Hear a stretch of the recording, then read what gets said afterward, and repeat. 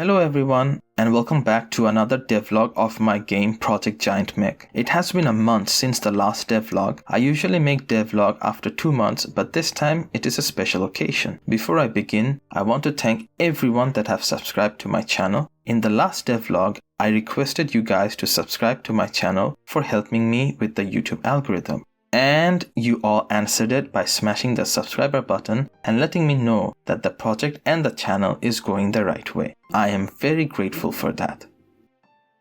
The time-lapse video is coming out soon since you guys smashed that subscribe button and reached the target goal for that. Also, the next subscriber goal is 100 subscribers. I'm not sure what I will do when reaching 100 subscribers. Maybe you guys can share some ideas in the comment section below.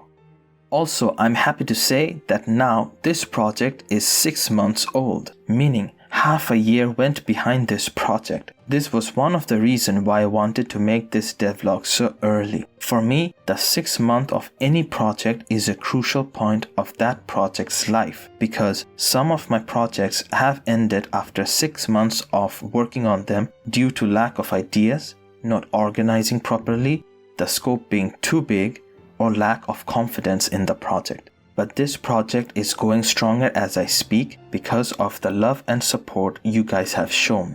I have reached a point where I'm able to visualize the finishing of this project, which helps tremendously. For those who are new to the channel, Project Giant Mech is a first-person shooter game with a mix of Doom Eternal and EDF5 game. I'm trying to make the game fast-paced as Doom Eternal and give giant mechs and enemies like EDF. There will be campaigns, character customizations, upgrades, and weapon selection. If you guys want more information about the playstyle of the game, then I suggest you to check my first devlog of this project. Also, Project Giant Mech is not the name of the game. I'm still struggling to figure out what to name my game, but I will let the name come naturally as the project progresses. Alright, so let's get started. I have made 3 new enemies, and out of those 3, 2 of them are new enemy type, which are the flying and melee enemy type. I have also made 2 new spawner buildings as well.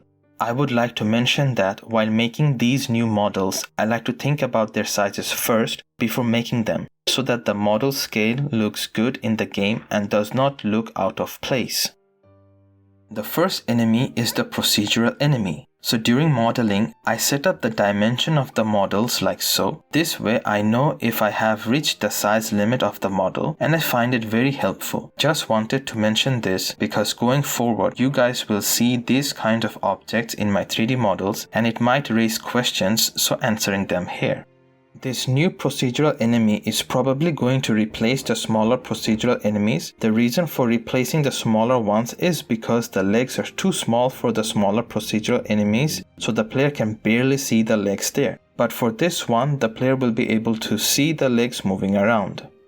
I made a new weapon type for this enemy, which is the multiple rocket fire weapon. Each rocket has an explosion AoE. Also, I gave a visual feedback when the enemy is about to fire the weapons, which will help the player understand some enemies and make plan on how to tackle them accordingly.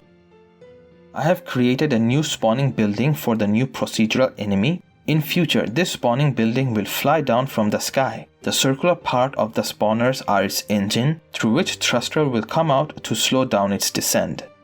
I wanted to have different spawning effects for the mid to large enemies, so I created the Materialized spawning effect. I really like this spawning effect. It goes really well with spawning in the procedural enemy. If you guys want to know how the dissolve shader graph for the Materialize effect is done, then I suggest you guys check out Daniel Ilet's tutorial on it. I will give the tutorial link in the description below.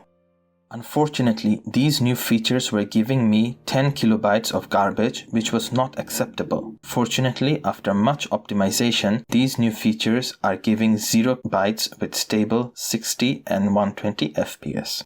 Alright, next is the flying type enemy. This is a new enemy type. It has a rotating part to it which looks really cool when the enemy is in action. To make this enemy fly around was a bit of a challenge and required a bit of research in nav mesh because the enemy was not moving around in the correct height. Fortunately, after studying the nav mesh, I was able to move the flying enemy in the correct height and can move it in different height location. I will make a tutorial later on how to make Nev mesh agents fly around in the given height and avoid obstacles in that height. Also, the weapon of the flying enemy is a laser type weapon, which goes very well with the enemy design. As you can see, it is quite difficult to destroy this type of enemy with normal weapons. With current weapons, you need to predict which direction the flying enemy is going towards to be able to destroy it. So in future, I will make a lock-on weapon type that will be able to lock onto enemies and will easily destroy the flying enemy type.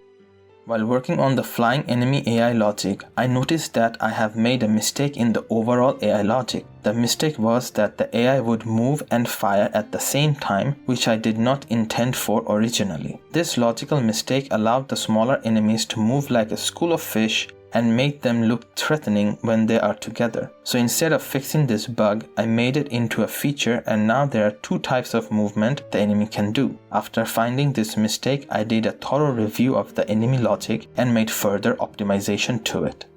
This is the new flying spawner building type. Really like the looks and design of it. Like the flying enemy, it too have a rotating body. It also hovers up and down slowly, which visually looks good. Also, I have decided that when spawner buildings get destroyed, the part of the building that gets cut should have a blue glowing effect like the one shown here. I kind of like this because it gives the illusion that the energy generated from the alien explosion was really powerful and had some explosive residue left behind.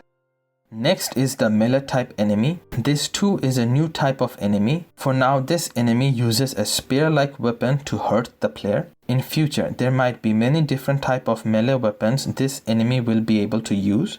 At the moment, this enemy is not performance friendly, but a small amount of them is fine. In future, we'll try to fix the performance for this enemy, probably by making a separate movement system for them that does not use the nav mesh agent. If that can't be done, then I will probably redesign the model to something bigger, and there will be sparse amount of them compared to other enemies. Again, like my previous devlogs, most of the development time was spent on performance fixing, bug fixes, and code refactoring. This time the enemy class went through much needed code refactoring due to the bugs that were found. Also, I just want to give a glimpse of how I organized the GitHub projects that helps me to see how far and how much I have spent on different specific parts of the game. This also allows me to see where I stopped last time and where to start from. I must say, keeping the game project organized like this is really paying off, and I feel less overwhelmed when working with the game. In future devlogs, I will probably show only new features and models associated with those features. I'm planning not to reveal too much in the devlogs, otherwise there will be nothing left to see when the game is out. I will try to keep a balance on what to show and what not to show. So that is it from this devlog. I'm very grateful that you guys came so far into the video. Also, please like and subscribe. That will help me a lot with the YouTube algorithm and will help me to reach my next subscriber goal of 100 subscribers. Tell me what you guys think about the progress of the game thus far in the comment section below. See you all in the next devlog. Take care and stay safe. K out!